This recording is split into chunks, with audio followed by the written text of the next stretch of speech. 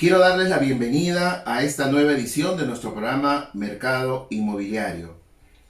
En la medida que esta pandemia que estamos viviendo afecta a las personas, a la salud de las personas directamente, en el mundo entero, todos los días, se va generando, se va gestando también una crisis sobre la economía.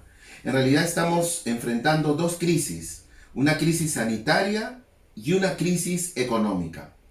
Para tratar de esta segunda crisis que nos afecta seriamente a todos y que no solamente es en el Perú, sino que ha escalado a nivel mundial en todos los países, tengo el gusto de que me acompañen dos especialistas en economía, en finanzas.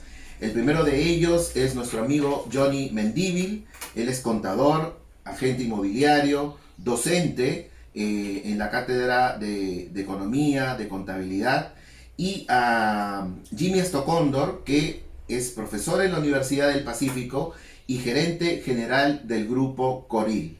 A los dos les doy sinceramente las gracias por estar con nosotros el día de hoy, y estoy seguro que van a responder a las preguntas que muchos de los que están viéndonos en este momento se están haciendo y necesitan respuestas técnicas, respuestas con fundamento, no respuestas que de repente a veces buscan para satisfacer, digamos, una preocupación, pero que todavía no tienen la consistencia por el momento en el que nos encontramos, ¿no? Sin más, entonces vamos a empezar y la primera pregunta sería más o menos, o iría más o menos sobre la proyección que tenía el mundo para su crecimiento económico durante el año 2020. Aquí en el Perú y en todos los países del mundo había una gran expectativa de crecimiento económico. El Producto Bruto Interno es indudable que va a descender y que va a bajar. ¿Cuáles son las primeras impresiones que tienen ustedes sobre la economía producto de esta situación de pandemia que atraviesa y enfrenta el mundo entero? ¿Qué dices, Jimmy? ¿Cómo estás, Jimmy? Buenos días. ¿Qué tal? ¿Cómo están? Buenos días con todos. En realidad, esta pandemia ha tenido un impacto mundial. Empezó en la parte de Asia y se propagó a todo el mundo, a una escala que no teníamos pensado. Muchos países han tomado muchas medidas, inclusive el país donde nace el problema ya lo tiene superado y controlado adecuadamente. Pero en el Perú el impacto aún lo tenemos ya casi a 30 días desde que se inició la cuarentena y dentro de los paquetes que ha propuesto el presidente Vizcarra, ¿no? Lo que queda claro es que en este año la economía va a estar en términos rojos, ¿no? Va a haber caída de los mercados, recesión, básicamente porque hay sectores que han tenido que detenerse. Hace unas semanas, el señor vicepresidente de Moody's comentaba de que en el caso peruano la economía podría llegar a un menos 4% de PBI, inclusive a menos 10%. Un PBI del menos 4%. Menos Correcto, 4%. 4%, es correcto. Eso ya sería una depresión económica, ¿no?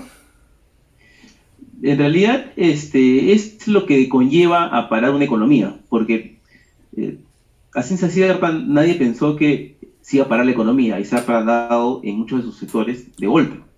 Una cosa es hacer un plan, digamos, de implementación de una estrategia, y otra cosa es hacerlo, como se dice, del saque, ¿no? Y así se hizo. Inclusive muchos presidentes opinan de que es una buena idea porque las muertes hubieran sido mayores si no se hubiera ese tipo de medidas, y tenemos otros países donde podemos comprobar justamente esos efectos. Entonces, el cortarlo abruptamente por 30 días, que posible puede extenderse a un mes o 2 meses, no lo sabemos todavía, puede ser que ese freno genere pues, una caída en el PIB en esos niveles, ¿no? En esos niveles. ¿Qué piensas tú, Johnny? ¿Cuáles son tus primeras Bueno, impresiones justamente, de la crisis económica? claro, como lo que dijo Jimmy, es prácticamente son las expectativas que se tenían desde el principio del año y que prácticamente con una crisis sanitaria está afectando la economía a nivel global, ¿no? Y en el Perú hay un problema, ¿no? Hay un problema del sector económico que lo que está haciendo el gobierno es no detener la cadena de pagos, es no podemos hacer ahorita un control de daños, porque el control de daños sería una vez que ha pasado esto. Y ahorita todavía nos encontramos en un momento que todavía esto se va a dar por una semana más todavía, y ante una posibilidad de que se pueda extender. Entonces, hacer un control de daños en este momento, no podríamos decir un porcentaje de cuánto es el tema de la actividad inmobiliaria, va a bajar super. Lo que menciona del 4% de que va a haber un descenso en el PBI, sí es un comentario, y también hay comentarios sobre un repunte una vez que se supera esto, que por ahí Semana Económica está publicando de un 7%. O sea, Pero ya las empresas Sigue, Johnny. Las empresas están tomando medidas, y las personas, más que nada, las empresas están tomando medidas de qué es lo que van a hacer ahora. Ahora, la estrategia ahorita del sector empresarial es mantener la liquidez. Hay unas encuestas de apoyo que ha salido hace unos días atrás donde dice que la prioridad de las empresas es mantener liquidez en un 66%.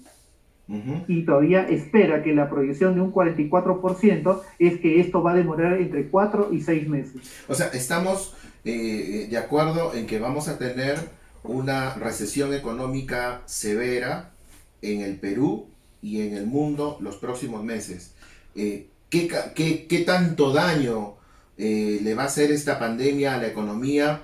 Todavía no lo podemos precisar, pero de que vamos a tener una crisis es una realidad, ¿no es cierto?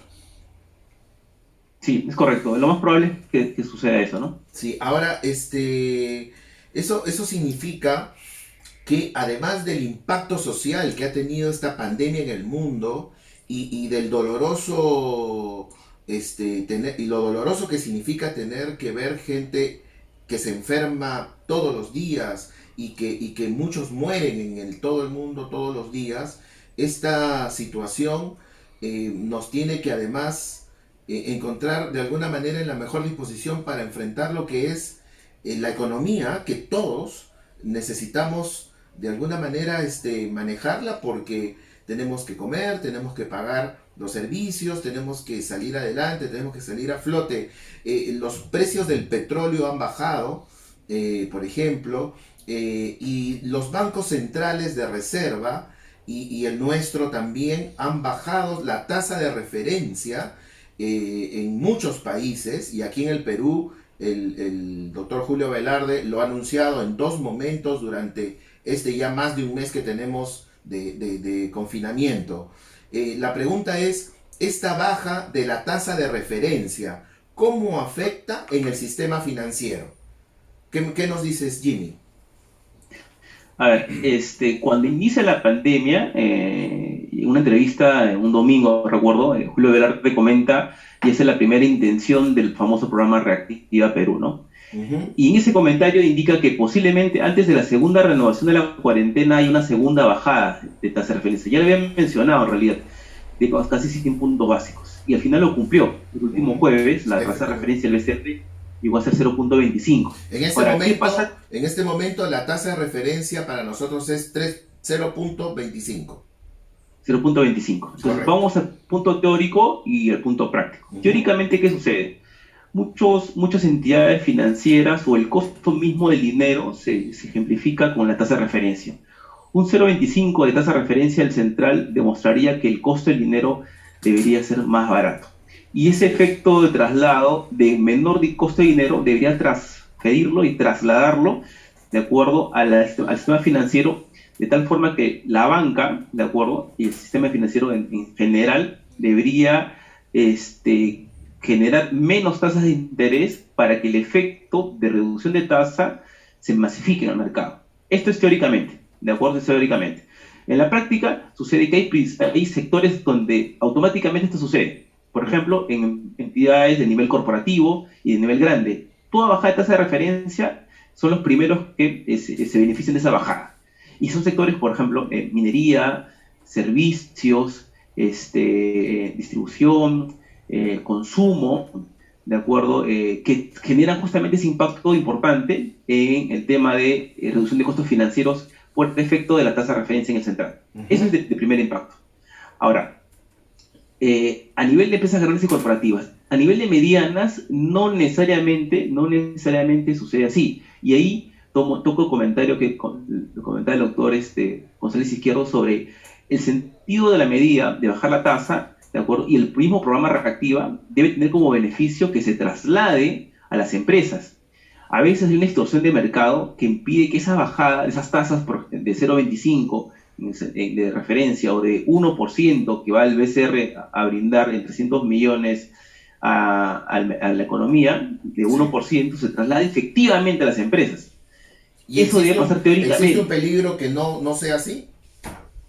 Lo que pasa es que no necesariamente, o sea, tendría que ser muy bien controlado para que pase de esa forma.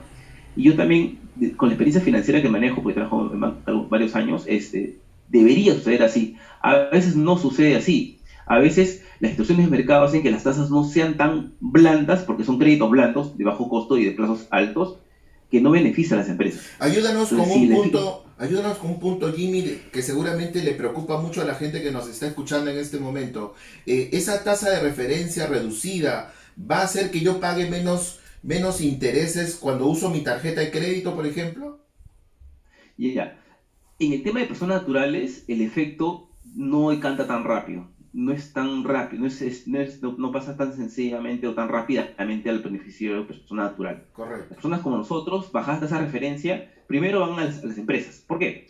Porque cuando una empresa corporativa, vamos a hacer una empresa minera, tiene un coste de crédito menor, a pesar que un mercado está en recesión, puede generarle en la evaluación a la empresa minera de que se pueda endeudar y nuevamente le dé luz verde a sus proyectos que ha tenido que aguantarlos por la pandemia, porque el costo de dinero es mucho menor. Entonces, esto generaría que la empresa pueda endeudarse a costos menores y por ende a reclutar, a contar con personal que tuvo que salir de la pandemia o que va a tener que retomar y permitir que esas personas puedan laborar. ¿Y cuándo se trabajar. podría ver reflejada esa tasa de referencia menor en los costos financieros y en los intereses que pagamos nosotros, las personas naturales que tenemos ahora con mayor razón por seguridad y por salud, pagar con tarjeta de crédito porque queremos evitar usar el dinero físico, ¿no? ¿Cuándo Claro, tendríamos esa situación favorable también para el consumidor de a pie? claro, si el mercado se acomoda a esas tasas, de acuerdo, podría posiblemente pasar en unos 60, 90 días esa adecuación de esa tasa menor. Pero nuevamente, acá hay dos formas de pensar, y esa parte también debe quedar claro. Una cosa es por el lado del financiamiento, de Ujú. costo de dinero más barato para las personas corporativas y empresas grandes que son ingentes en recursos humanos, y para nuevos créditos, para personas que, por ejemplo, quieren tomar operaciones crediticias de consumo, de vivienda, hipotecarios, también van a tener un efecto favorable. Teóricamente debería caer en más o menos 1%, porque es la variación de la tasa de referencia con respecto al central. Pero a veces estas distorsiones de mercado no suceden así. El petróleo ha bajado. El petróleo está mucho más barato que antes el barril. Así es, Y así es. cuando uno echa gasolina, la pregunta es, ¿el petróleo ha bajado por galón lo mismo que el barril? No, no lo ha bajado. Claro. Entonces, estas son las distorsiones de mercado que, y retomo un poco lo que el doctor González Izquierdo comentaba, si eso se puede controlar, si el Estado puede controlar que el crédito blando llegue a las personas jurídicas como crédito blando, se va a cumplir un gran objetivo, las empresas van a poder endeudarse. Si no, el efecto va a ser bastante nocivo, ¿no? Johnny, la misma consecuencia, pero vayámonos al mercado inmobiliario y por lo tanto vayámonos a los créditos hipotecarios. ¿Cuál sería la consecuencia de esta baja de la tasa de reserva del Banco Central respecto de los créditos hipotecarios? Bueno, en respecto a los créditos hipotecarios, pero un poquito para complementar lo que nos dijo Jimmy, es el Ujú. tema el tema de lo que sucede con las empresas y con las personas, ¿no? Vamos a separarlos en dos cosas, A ¿sí? ver. Porque vamos a hablar primero sobre el tema de los créditos. Aparte de lo que dijo Jimmy sobre el tema de lo que debería de ser en teoría, esta baja de intereses podría favorecerlo, el tema es el tema de la evaluación, porque en el caso de las empresas va a haber un tema de cambios en los ratios de sus sistemas financieros.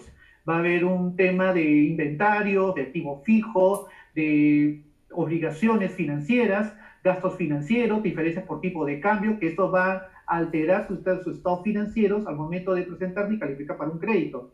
Ahora, vayamos al tema de las personas naturales. Eso también beneficiaría una menor tasa de interés para la adquisición de crédito hipotecario, pero cuando yo quiero solicitar un nuevo crédito hipotecario, vaya a la entidad financiera y la entidad financiera me solicite mi reporte de mis ingresos de los últimos años, de los últimos meses, si tengo ingresos fijos, ingresos variables, ¿cuáles van a ser mis ingresos que yo voy a demostrar por los meses de marzo, abril y quizás hasta mayo? Porque mis ingresos que tenían fijos de este monto puede bajar este monto. ¿Cuál sería esa calificación del banco que me daría a mí cuando tengo 3 o 4 meses, el momento de que yo solicite mi crédito hipotecario, que mis ingresos van a disminuir? Pero ¿no crees tú que en el contexto en el que vivimos, el banco debe de considerar dentro del proceso de calificación justamente que en estos meses no ha habido el ingreso habitual y que justamente la solicitud de crédito es para cubrir este déficit económico que todas las familias estamos teniendo? Sí, exactamente. Entonces, esa era mi pregunta que tendría que trasladar a las entidades financieras en la práctica de cómo va a ser su comportamiento en ese momento. ¿Cuál va a ser, o sea, cuál va a ser su margen o cuál va a ser la política que va a establecer cada entidad financiera, no en general? O sea, va a haber un pronunciamiento general. Eso es lo que va a suceder. Va a haber un pronunciamiento general en que va a haber un mayor dinamismo en el tema de los créditos. Ahora, hablemos de la política de cada entidad financiera. ¿Cuál va a ser la política de la entidad financiera al momento del análisis de los créditos nuevos que se aperturen? ¿Les parece a ustedes que los bancos están respondiendo y dando la talla de esta cuota de solidaridad que se pide ante la emergencia o están yendo demasiado lentos frente a eso? A ver, ¿qué nos dice Jimmy? A ver, lo que creo es que sí. ¿Por qué? Porque muchos bancos están aceptando prórrogas de sus créditos. Ojo, si el cliente estuvo mal en el sistema financiero o no tiene ingresos, eso el banco no lo puede variar. Lo que sí puede ayudarnos es que si la gente tenía deudas de cuotas en marzo, en abril o en mayo, ¿de acuerdo? Uno puede ampliarlo, pagarlo, reprogramarlos, pagarlas en un periodo posterior. Ahí los bancos han dado toda la disponibilidad de poder hacerlo. Y segundo, que los intereses también por esos créditos, entiendo que también los han cancelado, los han anulado, no va a haber intereses por esos créditos. Entonces, y eso a veces, y personalmente cuando escuché la noticia, me pareció bien difícil de creer, porque todos sabemos teóricamente que el dinero tiene un valor, tiene un costo. Entonces, claro, cuando el dinero se traslada a un tipo de futuro, teóricamente debería valer más. Pero bueno, esa es una cuota importante de solidaridad de las entidades financieras, brindarles justamente ese espacio para que puedan pagarlo sus deudas en un periodo posterior. Entonces, yo creo que sí lo han hecho. Ahora, nuevas evaluaciones, nuevos créditos en naturales, voy nuevamente a lo que dice la teoría, ¿no? En tiempos de pandemia y de riesgo, los bancos se quedan líquidos. Yo también trabajo en una entidad financiera y lo que hacemos usualmente es quedarnos líquidos hasta que el panorama se vaya aclarando. Ahora, hace un mes, ahora el panorama está mucho más claro en varias cosas. O sea, ya estaba claro qué es lo que quiere hacer el Estado y por dónde quiere ir, y quiere ir a dos lados, bueno, por el lado del consumo y por el lado del crédito a las empresas. O sea, ya está un poquito más aterrizado. Son medidas que ha venido soltando el presidente Vizcarra casi todos los días, ¿no? Viendo en el mercado inmobiliario el interés de las personas que han comprado, por ejemplo, una propiedad hace 1 o 2 años, calificaron y tomaron un crédito a una tasa del 9%. Sabemos que en el 2019 las tasas fueron bajando y ajustándose alrededor del 6-7% en promedio. Y la pregunta que nos hacen es, ¿qué va a pasar con mi crédito? Yo compré un departamento hace 2 años, estoy pagando una cuota a una tasa de interés. ¿Va a bajar mi cuota? Porque se va a ajustar, porque va a aminorarse la tasa de interés del banco. ¿Qué piensas, Johnny? No, justamente lo que estamos comentando es que la estrategia que van a tomar las entidades financieras, de acuerdo a algunos comentarios, es la compra de deudas. O sea, lo que podría pasar es que un banco llame a esta persona que compró su departamento y le ofrezca comprar su deuda a una tasa más actual. Sí. ¿No? Ahorita sería una ventaja. Claro. ¿Y eso tú lo recomendarías? Yo creo que sí, claro que sí. Salvo Haría que, eso. salvo que el banco en el que está, al enterarse de que va a comprarle la deuda a otro banco, le iguale la tasa o de repente se la mejore unas fracciones de centésimas para poder mantener a su cliente, ¿no? Jimmy, ¿tú qué piensas? Claro, o sea, por ejemplo, hace muchos años las tasas de los créditos hipotecarios eran tasas variables, la famosa Limabor, me acuerdo hasta ahora. Mm, Que lo que hacía es que cuando las tasas de mercado, como la referencia bajaba, había una especie de algoritmo que hacía que la tasa de Limabor también se disminuyera y te así trasladaba el es, efecto completo.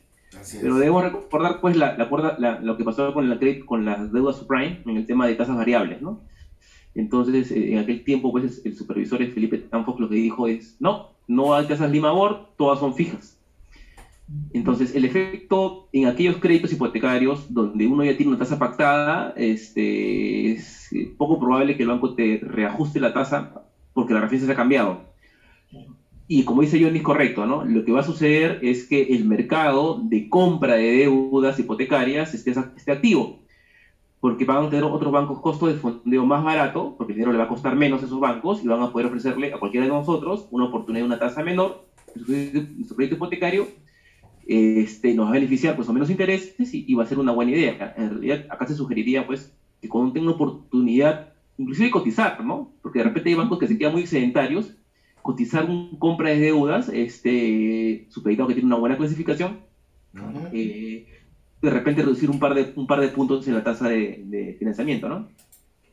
La industria inmobiliaria tiene, en términos generales, un ciclo de actividad comercial un poco más pausada que la que tienen los otros sectores económicos, ¿no?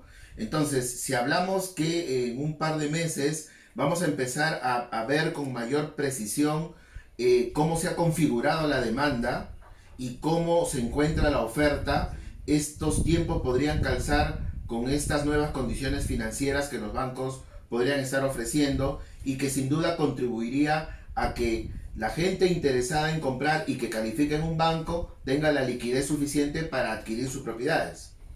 ¿Qué piensas, Johnny? La necesidad siempre va a haber. Hay necesidad de un lugar donde vivir. O sea, eso en 20 o 30 años, y puedes hacer memoria tú, Víctor, de la experiencia que tú tienes, ¿cuántas crisis han pasado? Y siempre la necesidad ha habido. Hasta en la Segunda Guerra Mundial ha habido venta de inmuebles. Entonces, esto siempre se va a dar.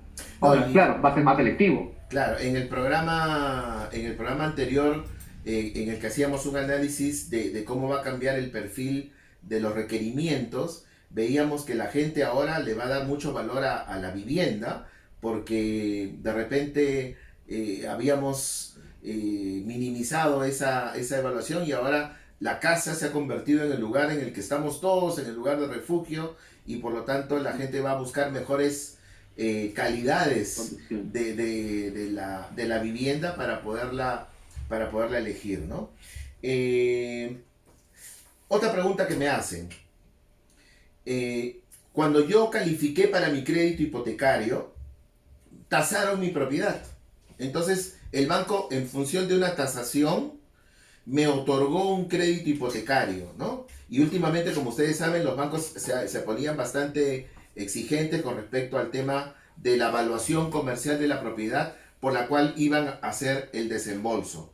¿Qué va a pasar si los precios, como parece ser, van a tender a la baja y por lo tanto esa propiedad va a bajar en su valor comercial en el nuevo mercado inmobiliario? ¿Qué va a pasar con los créditos que otorgaron y que de repente podrían estar por encima de lo que hubieran prestado en las actuales circunstancias? O si quieren, visto de otra manera, el inmueble vale menos y por lo tanto el respaldo del activo inmobiliario tiene un menor valor. ¿Qué piensas, estimado Jimmy, sobre eso? Ya. Cuando uno hace una evaluación crediticia para un bien futuro, y eso es algo que se le tiene que destacar mucho a las normativas que brinda la Háblanos un SBC. poquito más alto para que te escuchemos más claro. Ah, ya. Sí, lo que decía es que en el tema de los créditos hipotecarios, nosotros somos muy diligentes a nivel de norma con la SBC sobre las evaluaciones que uno tiene que hacer, porque hay tablas sobre el cual cuando uno brinda como entidad financiera un préstamo sobre un activo tasado casi a su valor, lo que tiene que hacer el banco es una obligación de provisionar, ¿de acuerdo?, un mayor valor como castigo por el potencial riesgo que el banco está asumiendo. O sea, si algo vale 100 de mercado, yo le presto 100, si el mercado baja 80%, el banco se queda descoberturado. ¿Ya? Pero, ¿qué sucede cuando, y es algo que sí se aplica internamente, es que lo que se hace es que el valor del activo se valoriza a un precio mucho menor, inclusive valor de realización, que tienes entre el valor de mercado y el valor de realización 30% abajo, o sea, tienes más bastante o menos espalda. un 70%, un 80% Correcto, como máximo exactamente. del Como valor máximo es lo que comercial. el banco te presta sobre ese 70% si es arriesgado, porque hay bancos que pueden prestarte hasta 60, inclusive 50 sobre el valor del bien. Ujú. Porque si el banco no hace esto, lo que el SBS le exige al banco es perfecto. Como tú has hecho una operación de financiamiento hipotecario más riesgosa, me tienes que poner una mayor provisión crediticia, que al final es como una cuenta de gasto y generar un mayor gasto al banco. Como una operación hipotecaria es un crédito de 5, 10 o 15 años, ya no hace sentido tanto la operación. Entonces, por más tasa que le pueda cobrar, ese riesgo el banco lo tiene bastante controlado, y por eso cuando hubo el tema de la crisis subprime en el año, algunos años en Estados Unidos, al Perú en realidad casi no le afectó, porque ningún crédito tuvo que ejecutarse porque había una gran cobertura entre el precio y el activo, A lo que en Estados Unidos no diferencia, pasó. a diferencia de lo que pasó en Estados Unidos, que ahí empezó a generarse la burbuja inmobiliaria, justamente porque un Correcto. respaldo del crédito hipotecario no cubría, ¿no? Así es. Y una mala evaluación a la persona natural, que es lo Claro. que los americanos llamaban los famosos ninjas, ¿no? Eso en el Perú no funciona. O sea, uno presta al crédito al 40% de su sueldo bruto, tienes que tener cierto nivel de crédito, no te puedo prestar más que lo que tú puedas pagar. O sea, acá somos bien cautelosos, ¿no? Sí, O en ese tema de sea, evaluaciones. o sea, ustedes piensan que en ese sentido podemos quedarnos tranquilos de que no se va a generar ese desbalance o esa diferencia, digamos, marcada, porque aquí se han tomado las previsiones del caso. De hecho, la gente pues sabe que ha pagado una cuota inicial del 20%, 30%, y por lo tanto está protegida esta coyuntura que sería agravar el mercado inmobiliario, ¿no, Johnny? Johnny, ¿tú qué nos comentas? Ahora, lo que quería comentar y agregando un poco más a lo que dijo Jimmy, es en relación al tema de la provisión que se tomaría en el caso de los inmuebles. Ahora hay que separarlo en dos partes, bien futuro y bien terminado. Ujú. Yo como entidad financiera, ¿con qué me arriesgaría más? Con el bien terminado Claro, de todas y maneras. no con el bien futuro. Entonces, como que se analizaría un poquito más en el caso de bien futuro de cuánto sería la provisión para el tema de cuánto se va a dar de crédito, ¿no? Ya que hablas de bien futuro y tenemos a Jimmy, que es el gerente general del grupo de inversiones Coril, ¿verdad? Sí, correcto. Jimmy, y por lo tanto desarrollan proyectos, ustedes son desarrolladores de proyectos inmobiliarios. Valoraría mucho que nos comentes en estas primeras, digamos, evaluaciones que estamos haciendo, ¿cómo ves el desarrollo de nuevos proyectos inmobiliarios básicamente en Lima, por ejemplo? Ujú. ¿Cuál es tu primera impresión frente a eso, Jimmy? Claro, acá hay básicamente dos perfiles, ¿no? Algunos reportes económicos muestran que el sector construcción es un sector de alto riesgo en la actualidad. Pero como grupo Coril, por ejemplo, hace 2 semanas lanzamos una emisión de bonos privados de Edifica, Ujú. de la mano con Core Capital, por Ya. 7.5 millones de dólares.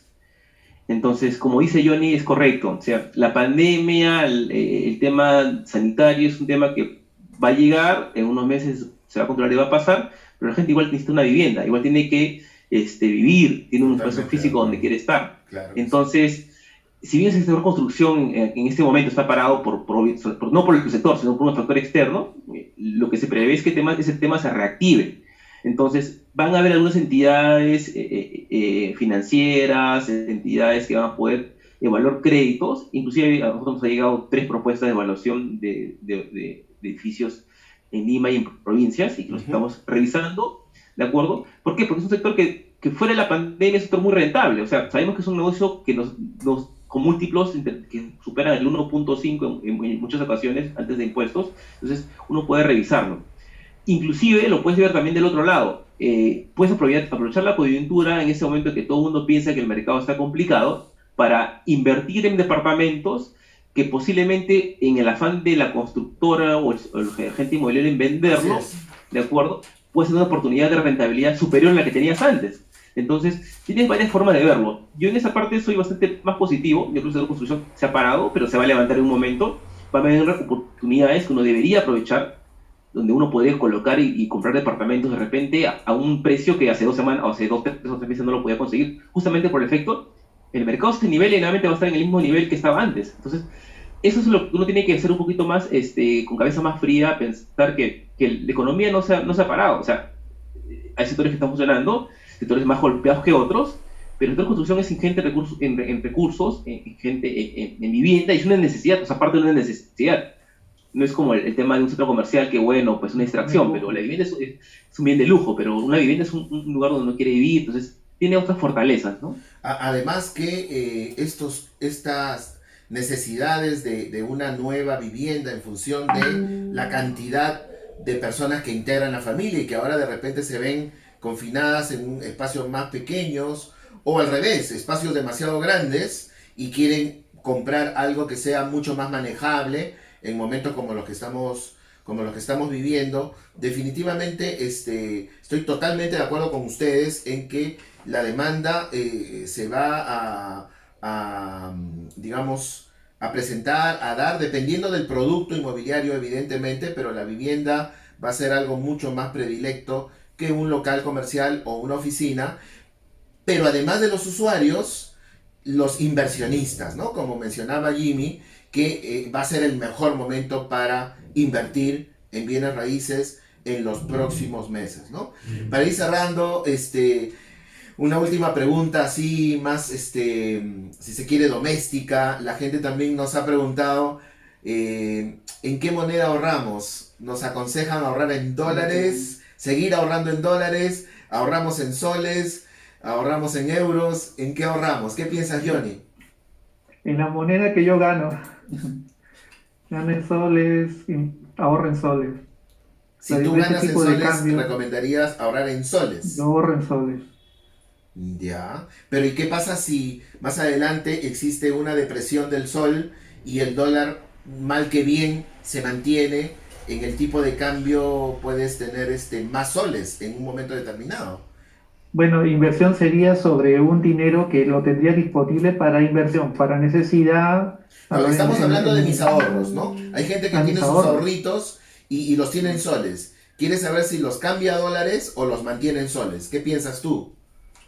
En este caso, lo que yo pensaría es tener un manejo muy estricto de mis finanzas Ah, personales. no, de todas maneras, Ese de es todas maneras. estricto porque no voy a poner todos mis Costos ahorros, no, mínimos. cuánto dispongo de educación, salud y cuánto dispongo para poder tomar ventaja de la diferencia de tipo de cambio.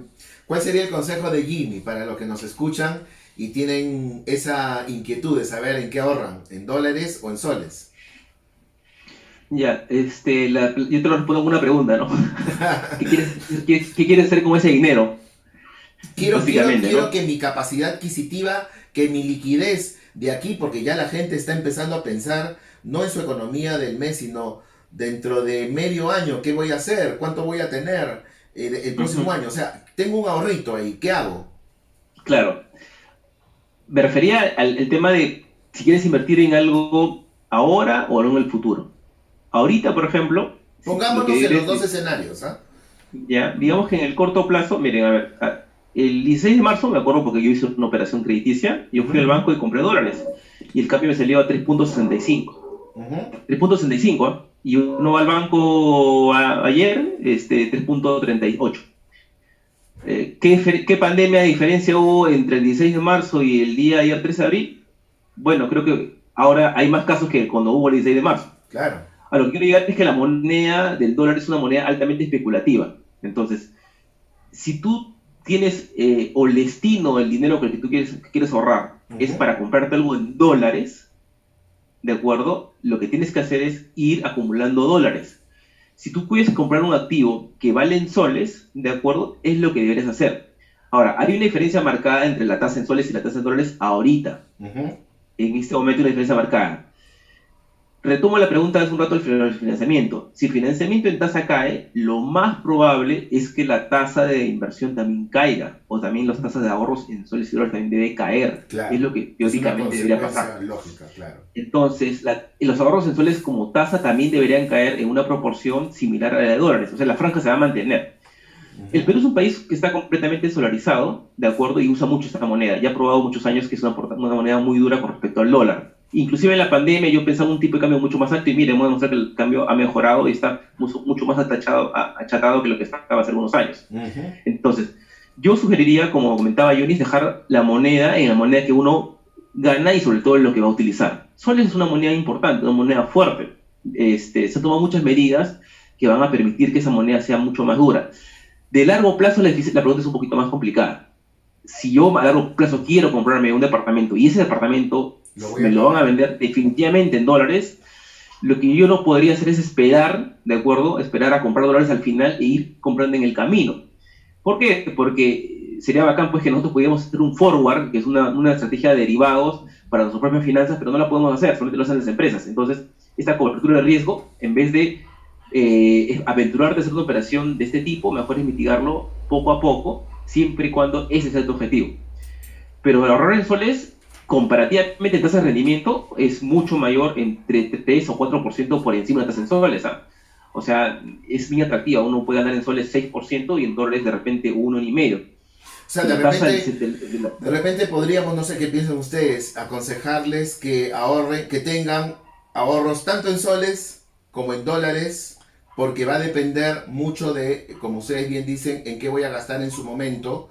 Y claro, los que tienen la posibilidad, por ejemplo, ya que estamos hablando de inmuebles, de comprar un departamento en algún momento, van a necesitar contar con dólares más que contar con soles, ¿no?